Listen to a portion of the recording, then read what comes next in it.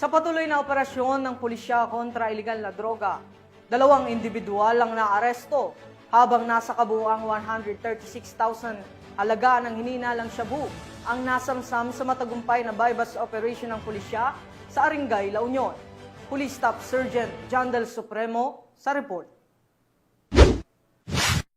Dakong alas 5:30 ng hapon, Agosto 16, 2025, nagsagawa ng anti-illegal drug bypass operation ng pinagsanib na persa ng Arengay Municipal Police Station kasama ang Regional Intelligence Division o PRO1, RDEU, La Union PDEU, La Union PIU, Arengay Maritime Law Enforcement Team at 2nd Provincial Mobile Force Company, katuwang ang PDEA Regional Office 1 sa Barangay Poblasyon, Arengay, La Union.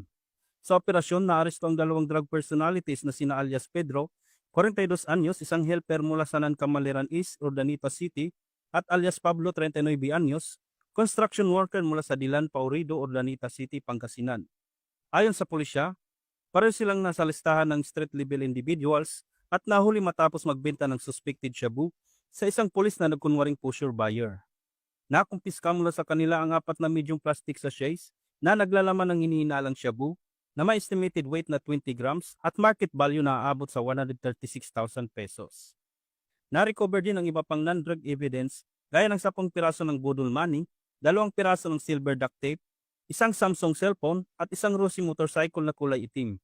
Isinagawa ang inventory at markings ng may ebidensya sa mismong lugar ng operasyon sa harap ng mga suspect at mandatory witnesses.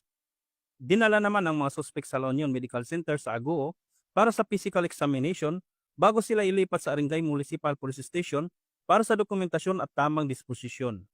Mula dito sa Ilocos Region, ako ang inyong PNN correspondent, Police Staff Sergeant John Del Supremo, alagad ng batas, tagataguyod ng balitang pulis.